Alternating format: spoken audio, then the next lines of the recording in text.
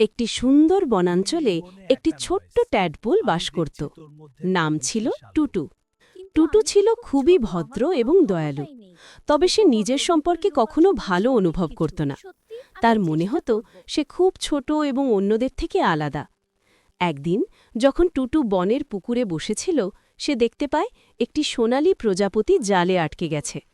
প্রজাপতি ছিল অত্যন্ত সুন্দর, তার ডানায় ছিল সোনালী ঝলক। টুটু সাহস করে এগিয়ে গিয়ে প্রজাপতিটিকে মুক্তি দেয়। ঠিক তখনই একটি উজ্জ্বল আলো থেকে এক পরী বেরিয়ে এসে টুটুকে ধন্যবাদ জানায়।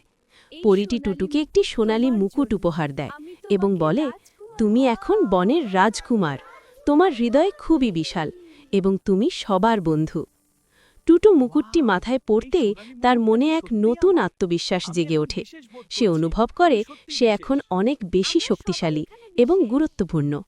তারপর টুটু বনের সব প্রাণীদের নিয়ে একটি চা পার্টি আয়োজন করে। সেখানে খরগোশ, হেজহগ এবং মাইসেরা উপস্থিত ছিল।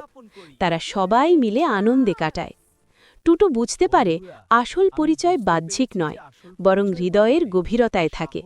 সে তার নতুন পরিচয় গর্বিত হয় এবং বনের সকল প্রাণীকে সেলিব্রেট করতে বলে। এবং সবার সঙ্গে মিলে টুটু শিখে যায় যে ভালোবাসা, দয়া এবং সাহসী জীবনের আসল শক্তি।